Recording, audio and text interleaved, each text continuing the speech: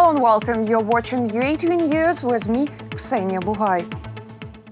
Let's start with the latest developments in Ukraine over the past week. President of Ukraine Volodymyr Zelenskyy paid a visit to eastern Ukraine. In particular, the head of state has personally attended Ukrainian military positions along the contact line with the temporarily uncontrolled territories. Over the past week, 5 Ukrainian soldiers have been killed as a result of shelling by illegal armed groups. Volodymyr Zelenskyy noted that the situation in Donbas began to deteriorate 4 months ago.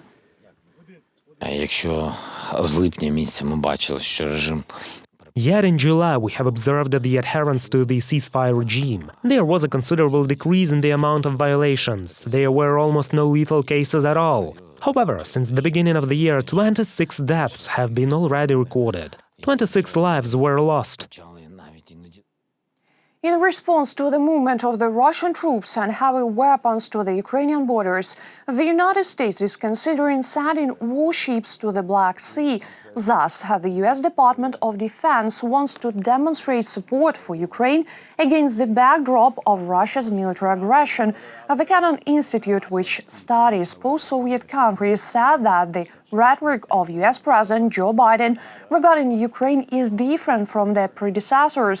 The new White House administration is getting into real action.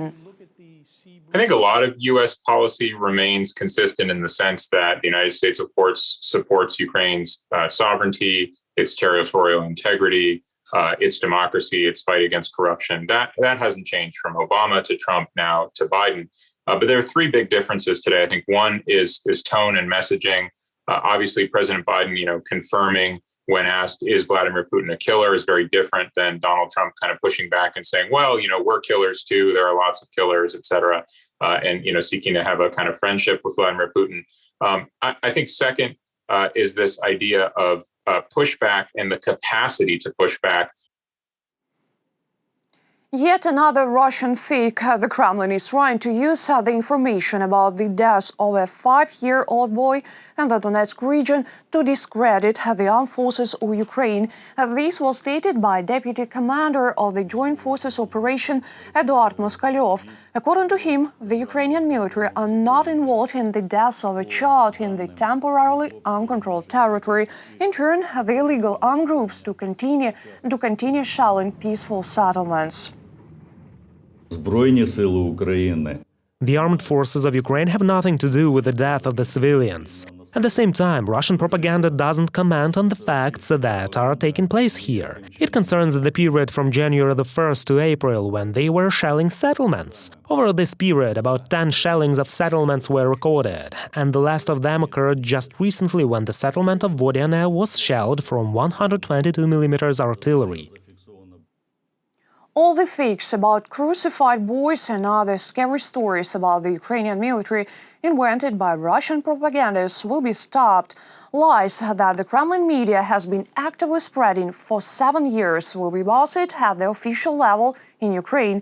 This will be done by the Center for Countering Disinformation. Our correspondents will tell you more. During the attack of the Ukrainian drone, a child died near Donetsk. Yet another fake about a child killed in the area of the Donetsk region uncontrolled by Kyiv was spread by Russian propagandists at the end of last week. The Stop Fake project denied this information. According to eyewitnesses, the boy was blown up by a mine he found in the garage. Moreover, the village of Oleksandrivska is located at a distance of 30 kilometers from the Ukrainian positions. Not a single drone of the armed forces of Ukraine can fly there. The village of Alexandrovska, where it all happened, is located not far from Yanakievo city. The fighting took place in that area in 2015. 6 years have passed already and Ukrainian drones have never reached this territory. If we imagine that the Ukrainian drone flew there, then there is no air defense system. Russian propagandists need horror stories about Ukraine for a single purpose. They decided to use such a tragedy for their own purposes, for inciting war, inciting hatred, some kind of escalation, and the propagandists took this story for their need. Ukraine will fight Russian propaganda at the official level. The Center for Countering Disinformation was presented to diplomatic missions in Ukraine by Andriy Yermak, head of the Office of the President of Ukraine.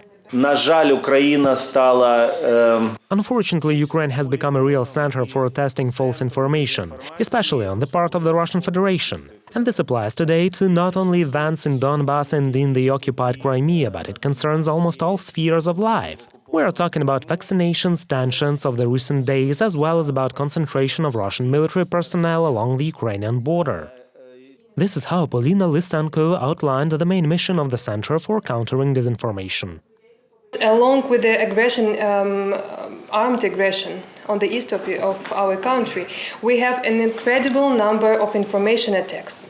In such circumstances, Ukraine must be ready and prepared to defend its sovereignty in the information sphere. Respecting the constitutional right to the free circulation of information, the Center shall become a viable shield for citizens and the state from the information threats aimed at shaking institutions and manipulating public's opinion that arise both outside and inside of the country. The new structure is planned to provide Ukraine with an opportunity to fight back disinformation in various spheres: defense and the fight against crime and corruption. Its main focus will be on countering false information on the internet and fakes in the media. Reported by Vadim Kramer and Svetlana Sich, UATV News. Prince Philip, Duke of Edinburgh, husband of Queen Elizabeth II, died at 99. Buckingham Palace announced this Friday morning he was Britain's oldest and longest-serving royal consort in 10 centuries. The Queen herself described him as her strength and stay, married to the Queen for more than 70 years. Philip was steady presence behind her at thousands of public events. He gave an estimated 5,000 speeches and carried out about 32,000 solo engagements between 1952 and 2017, when he announced his retirement. Along with numerous world leaders, Ukrainian President Volodymyr Zelenskyy has expressed his condolences to the royal family. Deep condolences to the royal family, irreparable loss for the British people. Ukraine grieves together with Great Britain. Prince Philip lived a great life to serve his people and to be an example for the future generations.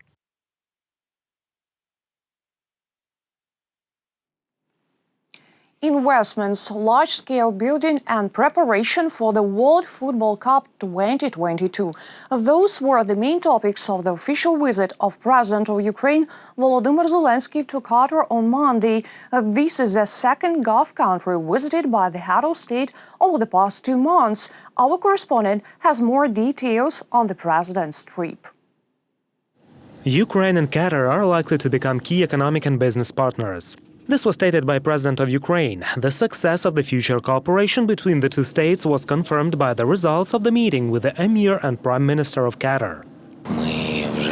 We have signed a memorandum and soon we will definitely sign an important document on the food safety. The Qataris are very interested in this. On the contrary, we are very interested in LNG supplies to Ukraine as well as in attracting Qatari specialists to the development of our Black Sea shelf. We've signed an important memorandum between our states and I think that we will achieve results in this direction.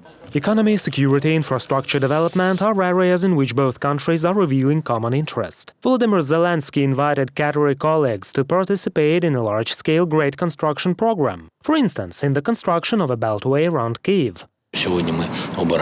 Today we are choosing partners who will help us to build a beltway around Kyiv. We want to build a fundamental, large, 200 kilometers long road with bridges and junctions. This is an expensive affair. It will be very difficult for Ukraine to do this alone, although we will do it anyway. And it would be much easier to do it with partners.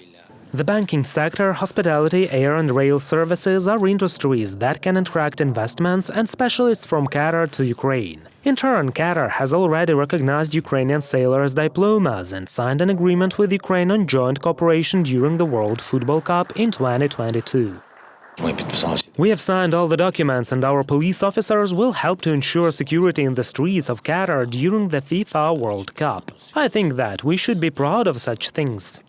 In addition, Ukraine is interested in the supply of liquefied gas as well as in attracting Qatari specialists to the development of the Black Sea shelf. Energy and investments are the most interesting areas for cooperation with Ukraine, Ilya Kusa, international politics observer, says. У Катара есть деньги, есть финансовые. Qatar has money, it has financial resources that it can invest, and the president has already made a statement that we invite Qatari investors to large construction projects. For example, Qatar would be interesting to Ukraine in terms of supplies of the liquefied natural gas. This country is one of the largest exporters of the natural gas in general, including LNG. In turn, Qatar could consider Ukraine as a partner in the supply of agricultural and metallurgical produce. And on the eve of the World Cup, Ukraine has all chances to increase the volume of its exports to the region. Reported by Vadim Kramer and Valery Bakus, UATV News.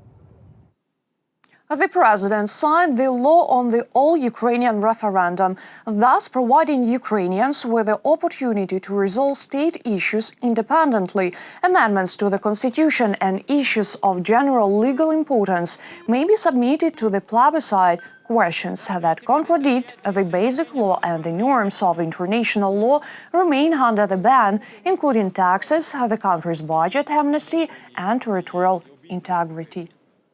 Незабаром він вже почне діяти. The law will start operating soon, and the Ukrainians, the parliament, and the president will be able to submit certain issues at a referendum within the frameworks of their rights foreseen by the constitution. That is, the president could submit questions regarding the first section of the basic law, the section regarding the rights, the section regarding the elections, the parliament regarding the section on territorial integrity, for instance, and the people regarding any other general important issue. However, one will have to collect 3 million signatures and form an initiative group. Well, this is a task that can be fulfilled. In 2020, when the ways to combat the coronavirus pandemic came to the fore, more than 20 referendums were held in civilized countries. And today I can only congratulate Ukraine on the fact that we have joined the developed countries whose citizens have the ability to influence the authorities. An essential part of the strategy for the occupation of Crimea, the concept of the Crimean Tatar language development, has been approved by the government on Wednesday. The next step is the strategy for the development of the language of the indigenous people of Crimea for years 2022 to 2032. It should be developed by the Ministry for Reintegration of the Temporarily Occupied Territories of Ukraine, jointly with the Majlis, the National Academy of Sciences, and the authorities on behalf of President Volodymyr Zelenskyy. Підхід, який пропонується у концепції, дозволить. The method proposed in the concept will allow to ensure the transmission of the language between generations of the Crimean Tatar people, so that representatives of the indigenous people have the opportunity to exercise their linguistic rights, which are guaranteed by the Constitution of Ukraine. I want to emphasize that the development of this language is a living connection with Crimea, which Russia is now trying to sever by all means, deliberately blocking traffic at the checkpoints, conducting an information war, blocking TV channels, and even official websites of Ukraine. A channel should be close to its viewer. The state-owned TV channel Dom, broadcasting to the temporarily occupied territories of Ukraine, has opened a full-scale office in the Donetsk region. Its main task is to tell the true information about the events in Ukraine and be open to dialogue. The channel broadcasts to areas residents of which are strongly impacted by Russian propaganda. My colleagues will tell you more. We're now adjusting everything here.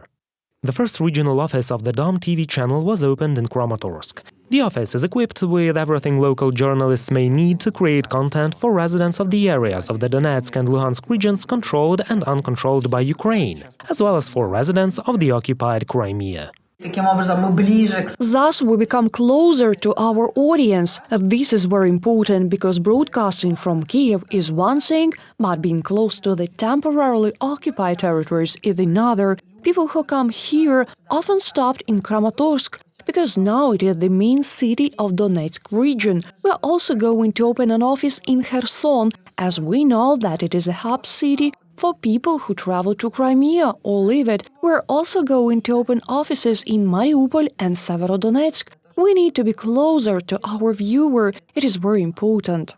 The technical capabilities of the office, as well as those of government and public organizations, will allow to conduct trainings and master classes, roundtables and workshops for various local content producers.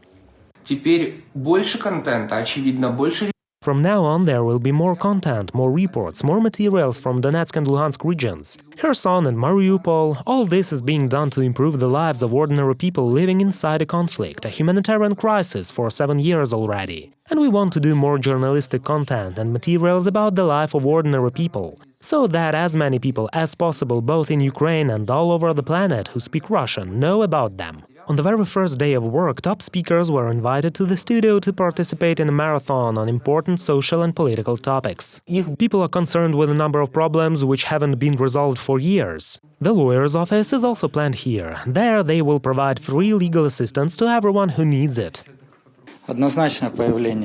For sure, the opening of the office in Kramatorsk is a great deal. First of all, residents of the occupied territories will have a chance to understand that the broadcasting is not coming from the capital. It is as close to the contact line as possible. They will understand what is happening here, and after the pandemic is over, they will have an opportunity to come and see it with their own eyes. The office in Kramatorsk is the first step in the creation of a network of regional offices of the Dom TV channel in Donbass.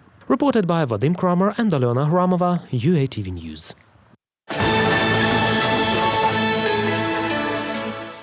Its 100 effective CoronaVac vaccine made in China protects against severe and critical course of COVID-19. These are the research data, says Dr. Serhiy Dubrov. Not a single death was recorded after vaccination with this drug throughout the world. Allergic reactions to CoronaVac are very rare as well. To remind, Ukraine has already received 215,000 doses of CoronaVac out of almost 2 million. Now the drug is undergoing a compulsory 10-day laboratory control.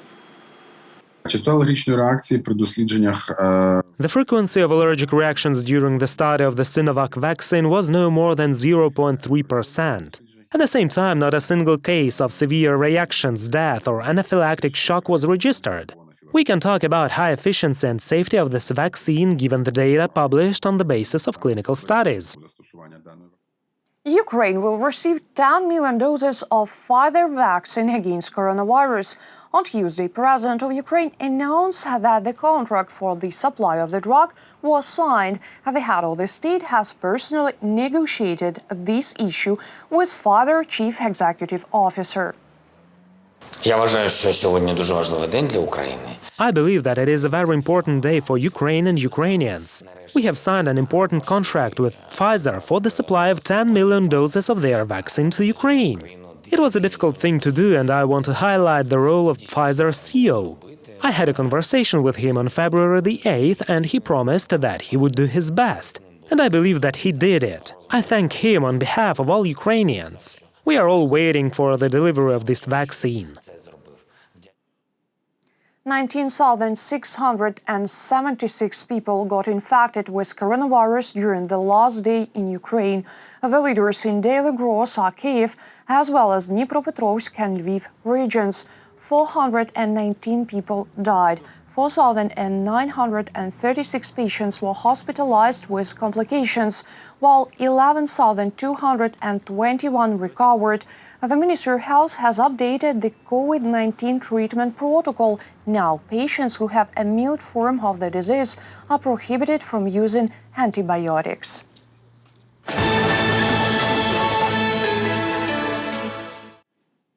A center for women who became victims of domestic violence was opened in Dnipro. It is designed for 10 residents. This center will provide temporary housing with all amenities, as well as psychological assistance. Our correspondents will tell how much such centers are in demand now, especially during the quarantine period. This is the smallest room in our center. It is designed for 4 people. 2 rooms with bunk beds, bathroom and a kitchen. Here they are waiting for women who have suffered from domestic violence. Everything's like at home. This is the idea of this center. There is a saucepan. One can cook food, but put it on a plate, sit down at the table, eat and talk. And this will contribute to both socialization and emotional relief. The crisis apartment is not only for young women, but also for pensioners. They can stay here for up to 3 months, and if necessary, up to half a year.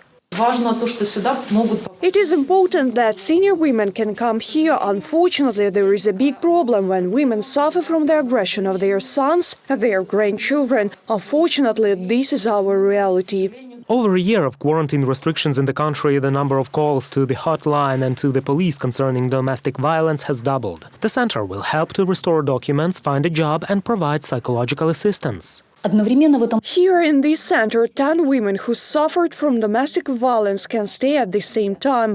The police are already starting several calls from women. Besides, the address of the center is a confidential information. There is a potential danger that a person who's guilty of domestic violence may come here and start making turmoil. And not only a woman will suffer, but others who are staying here as well. This is the second center of a kind in Dnipro. The first one helps women with kids. Such shelters should be in every large city, residents of Dnipro are sure. This is very important for women. I haven't experienced such situations, so I don't know how it is. But looking at others, I think it is very important. This is a very necessary initiative because lots of women suffer but stay silent. The city authorities are already thinking about creating crisis apartments for men who also suffer from domestic violence. Reported by Vadim Kramer and Natalia Husak, UATV News. A collection of more than 1,000 teapots was gathered by a resident of Kherson. Traveling around the world, the young lady brings them from every country she stayed in. What is the difference and how the shape of the teapot affects the taste of tea? Our correspondent found out. Anastasia bought her first teapot in China 7 years ago. This small one was the first in my teapot collection. It has some scale inside, but you know there is a tradition in southern China. The teapots are not washed but only rinsed with boiling water. Anastasia travels quite often. She brings teapots from each trip. This kettle was made in 1905. This is an all-Chinese handmade one. The woman's collection contains more than 1,000 items from different parts of the world: China, Morocco, India, Egypt and other countries. I brought a very interesting teapot from Kalmykia. Locals say one should drink tea to have a sound body and spirit, otherwise the head will fall off. Those are the smallest teapots. Miniatures stand on a separate shelf. One of the smallest ones is from Vietnam.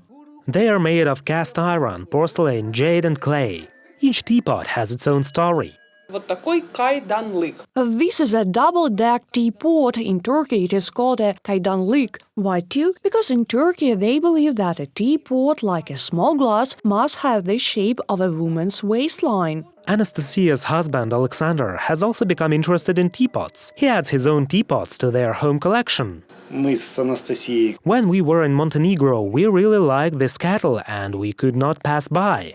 Anastasia is a tea master. She was taught to conduct a real and correct tea ceremonies in China. It is a red pagoda tea. We will taste it with Chinese rose petals. The taste of tea depends on both the shape of the teapot and on the material it is made of. They believe that the tea infusion in the stone gets cold, that is, it neutralizes one's emotional attachment to the taste of tea. Ceramics and porcelain can weigh the taste of tea very well, that is, they do not neutralize it, so to say. Reported by Vadim Kramer and Yanina Lebedeva, UATV News. That was our final story this week. Thank you for watching. Stay tuned. More updates on our official website, YouTube and Facebook pages.